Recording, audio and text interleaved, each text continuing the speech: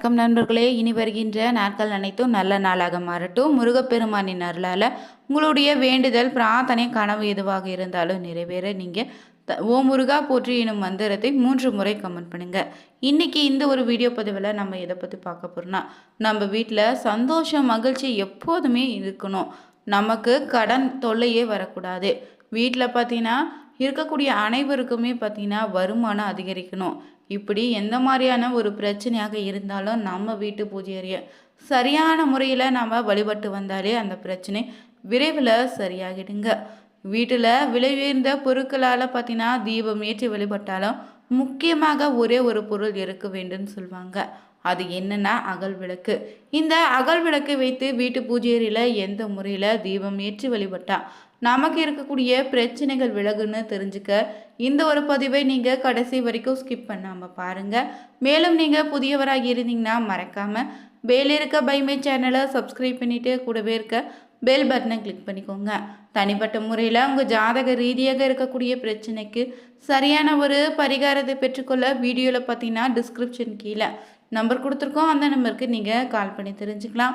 வாங்க நண்பர்களே, வீடியோக்குள்ளே போகலாம். பொதுவாகவே பார்த்தீங்கன்னா எந்த வீட்டில் பூஜை தவறாமல் நடக்குதோ அந்த வீட்டில் நிரந்தரமாக கடவுள் இருப்பாங்கன்னு சொல்லுவாங்க. அந்த வகையில் காலை மாலைன்னு 2 நேரமே பூஜை செய்வது ரொம்பவே நல்லதுங்க. அதே சமயம் பூஜை அறையில் சில முக்கிய பொருட்கள் கட்டாயம் இருக்கணும்னு சொல்லுவாங்க. அதிலும் குறிப்பாக பார்த்தீங்கன்னா 2 பொருட்கள் தினமும் இருக்கும் மாதிரி நம்ம பார்த்துக்கணுமா. அது என்ன, அதனால் நமக்கு ஏற்படக்கூடிய நன்மைகள் என்னன்னு தான் இந்த பதிவில் நம்ம முதல்ல பார்க்க போகிறோம். அந்த வகையில் பார்த்தீங்கன்னா வீட்டில் வைப்பதற்கு கடவுளுடைய படங்கள் சிலைகள்னே நாம் தேர்வு செய்யும்போது கொஞ்சம் கவனமாக இருக்கணுங்க. பூஜையில் முக்கியமாக பார்த்தீங்கன்னா விநாயகர், மகாலட்சுமி, சிவபெருமான் உள்ளிட்ட சாந்தமான கடவுள் படங்கள் இல்லைன்னா சிலைகள் வைத்து வழிபடலாங்க. ஒரு வேளை பார்த்தீங்கன்னா வேல் லிங்கம் இருந்துச்சுன்னா வாரம் ஒரு முறையாவது அபிஷேகம் செய்து பூஜை செய்து வழிபடணும். அதே போல் பார்த்தீங்கன்னா கடவுளுக்கு நீங்கள் பூக்களால் அலங்கரித்து வைக்கலாம். ஆனால் அந்த மலர்கள் எப்போதுமே பூத்தது போல் ஃப்ரெஷ்ஷாக இருக்கணும். காய்ந்த மலர்களை பயன்படுத்தாதீங்க. ஒவ்வொரு பூஜையின் போது புதிய மலர்களை பயன்படுத்தி பூஜை செய்யுங்க. வீட்டு பூஜை அறையில் பார்த்தீங்கன்னா மணக்க மணக்க வாசம் வீசணுங்க. இந்த வாசனம் மனதில் ஒரு விதமான பார்த்தீங்கன்னா மகிழ்ச்சியும் தெய்வீக மனநிலையும் உருவாக்கும். மேலும் ஊதுபத்தி, சாம்பிராணி போன்றவற்றை நம்ம ஏற்றி வைத்து வழிபடும் போது வீட்டில் இருக்கக்கூடிய தீய சக்திகளையும் எதிர்மறை ஆற்றலையும் விரட்டி அடித்துடுங்க. அத்தோடு காற்று மண்டலம் ரொம்ப சுத்தமாக மாற்றி தரும். அதே போல் நீங்கள் பூஜை நேரத்தில் மணி சத்தம் நிச்சயம் கேட்கணும். காரணம் என்னன்னு பார்த்தீங்கன்னா இந்த மணியிலிருந்து வெளியாகக்கூடிய சத்தம் காது வழியாக உடலுக்குள்ளே போகும். இது நமக்கு உள்ளே இருக்கக்கூடிய எதிர்மறை ஆற்றலை நிச்சயம் நீக்கிடுங்க. இந்த மணி ஒலிக்கும் போது தெய்வீக அதிர்வலைகள் வீட்டை சுற்றி பரவும். அதே போல் தாமிரம் இல்லைன்னா செப்பினாலான சிறிய சிறிய பாத்திரத்தில் எப்போதும் தண்ணீர் வச்சிருக்கணுங்க. குறிப்பாக வெள்ளிக்கிழமை நாளில் இந்த தண்ணீரை வீட்டிலும் வீட்டை சுற்றிலும் தெளிச்சிடுங்க. ஆனால் எந்த காரணத்தை முன்னிட்டு இரும்பு பொருட்களை பூஜைக்கு நீங்கள் பயன்படுத்தாதீங்க. இரும்பு யமனுக்குரியதாக இருக்குது. இதனால் நேர்மறை சக்திகளை கிரகிக்க முடியாது. இவையெல்லாம் வழக்கமாக வீடுகளில் இருக்கும்னாலும் அகல் விளக்கு 1வது பூஜை அறையில் வைக்கணுங்க கட்டாயம். இந்த அகல் விளக்கில் வெள்ளிக்கிழமை நாளில் நெய் தீபம் ஏற்றி வந்தாலே குடும்பத்தில் பார்த்தீங்கன்னா செல்வ செழிப்பு உண்டாகும். பொதுவாகவே வெள்ளி உள்ளிட்ட உலோகங்களில் விளக்குகள் இருந்தாலும் இந்த அகல் விளக்கு 1வது உங்கள் வீட்டு பூஜை அறையில் இருக்க மாதிரி பார்த்துக்கோங்க. அதே போல் ஒவ்வொரு நாளும் நீங்கள் பூஜை செய்யும் போது சிறிய பாத்திரத்தில் தண்ணீர் வைத்து தான் பூஜை செய்யணும். அடுத்த நாள் பார்த்தீங்கன்னா அதை வீட்டின் கூரையில் ஊற்றிடுங்க. இதனால் துர்சத்துகள் வீட்டை நெருங்காமல் இருக்கும். அதே போல் ஒரு கிண்ணத்தில் அரிசி வைக்கலாம். கண்ணாடி வைத்திருப்பது ரொம்ப நல்லது. பூஜை அறையில் ஒரு கண்ணாடி கிண்ணத்தில் பார்த்தீங்கன்னா புதிதாக வாங்கிய கல் உப்பை நிறைத்துக்கோங்க. அதன் மீது சிறிதளவு மஞ்சத்தூளோ குங்குமத்தை தூவுங்க.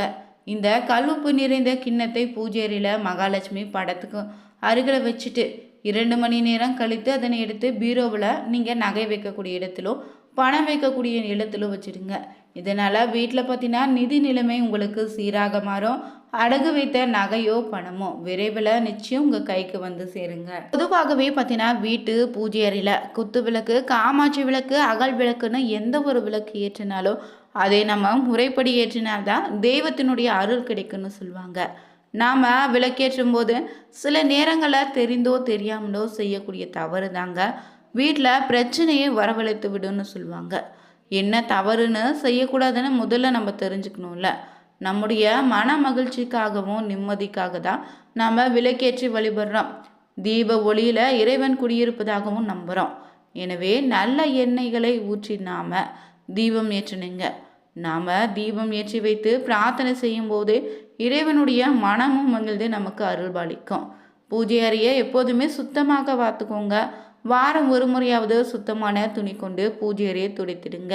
மட்டும் இல்லைங்க, வீட்டு பூஜை அறையில் பார்த்தீங்கன்னா ஒட்டடை தூசி இருக்காமல் பார்த்துக்கணும். அதே போல் பூஜை பொருட்களை தூய்மையாக தான் வைத்திருக்கணும். வாரம் ஒரு முறையாவது நீங்கள் பூஜை விளக்குகள் பூஜை பொருட்களை பார்த்திங்கன்னா சுத்தம் செய்திடுங்க.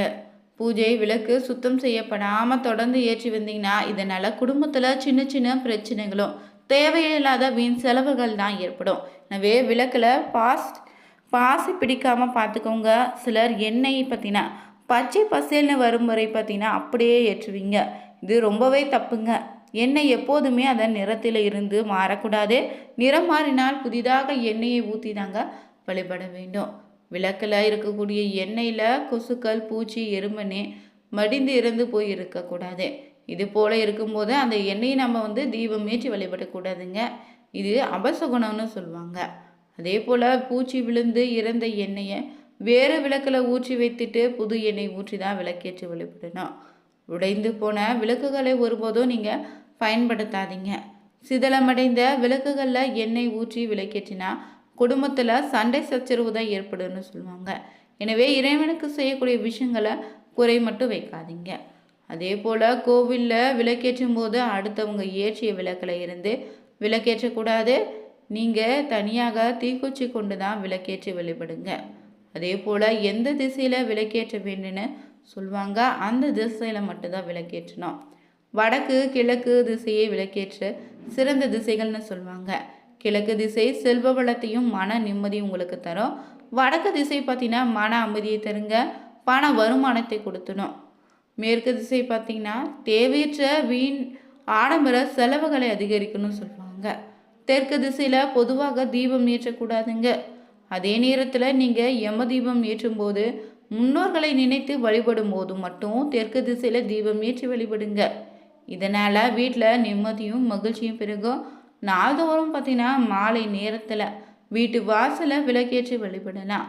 நீங்கள் நினைச்சது நிறைவேற வேண்டும் நினச்சிங்கன்னா வீட்டில் விளக்கேற்ற நினைத்தாலும் காலை 5 மணி முதல் 7 மணி வரையும், மாலை அதே போல் 5லிருந்து 7 மணி வரையும் விளக்கேற்றினா சிறப்பான பலன் உண்டுங்க. விளக்கேற்றி சில நிமிடங்களை அணைக்காதீங்க, கொஞ்ச நேரம் ஒளிர விடுங்க. நீங்கள் வீட்டு வாசலில் வெறும் தரையில் விளக்கேற்றாதீங்க.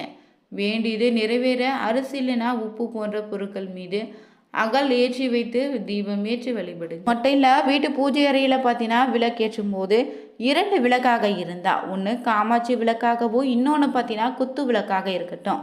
பொதுவாகவே வீட்டில் மாலை 6 மணிக்கு மேலே விளக்கேற்றுவீங்க. அது ஒரு விதமான மன நிம்மதி உங்களுக்கு நிச்சயம் தரும்.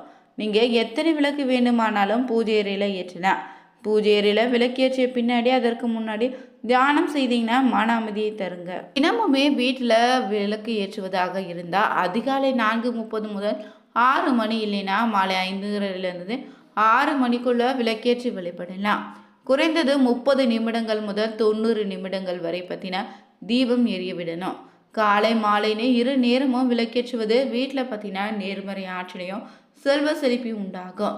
மேலும் விளக்கேற்றுவது சிறப்பு பரிகாரத்துக்காக செய்யும்போது அணையா விளக்காக நாள் முழுவதும் ஏற்றலாம். அதே போல் வடக்கு கிழக்கு திசையை நோக்கி விளக்கேற்றுவது சுபத்தை தரும். 2 முகம் ஏற்றி வழிபட்டுவது ரொம்ப நல்லது. அது மட்டும் இல்லை, வீட்டு பூஜை அறையில் பார்த்தீங்கன்னா இரட்டைப்படை எண்ணிக்கையில் 2, 4, 6, 8ன்னு எண்ணிக்கையில் ஏற்றுவது உங்களுக்கான அதிர்ஷ்டத்தையும் மங்களகரமான விஷயத்தையும் உண்டாக்கி தரும். காமாட்சியம்மன் விளக்கு இல்லைனா குத்து விளக்கோடு அகல் விளக்கு ஏற்றி தினமும் வழிபாடு செய்தாலே வீட்டில் நேர்மறை ஆற்றல் அதிகரிக்குங்க, செல்வ செழிப்பு உண்டாகும். தினசரி வழிபாட்டுக்கு ஒரு ஜோடி விளக்கு ஏற்றுவது ரொம்ப நல்லது. கோவில்களில் சென்று நீங்கள் விளக்கேற்றுவதாக இருந்தீங்கன்னா குறைந்தபட்சம் 2 இல்லைன்னா 5 என்ற எண்ணிக்கையில் விளக்கேற்றினா நல்லது. 5 முகம் கொண்ட விளக்கு சகல ஐஸ்வர்யத்தையும் தருங்க. கார்த்திகை போன்ற விசேஷ நாட்களில் 27 விளக்கு ஏற்றி வழிபட்டால் ரொம்ப சிறப்பான பலனை தருங்க. இந்த பதிவில் வீட்டு பூஜை அறையில் அகல் விளக்கு வைத்து ஏற்றி வழிபட்டால் நமக்கு கிடைக்கக்கூடிய பலன்கள் என்னென்னு தெரிஞ்சுக்கொண்டோம். வீடியோ உங்களுக்கு பிடிச்சிருந்தா லைக் பண்ணுங்கள், ஷேர் பண்ணுங்கள், கமெண்ட் பண்ணுங்கள். கூடவே இருக்க பெல் பட்டனை கிளிக் பண்ணிக்கோங்க. Thank you viewers.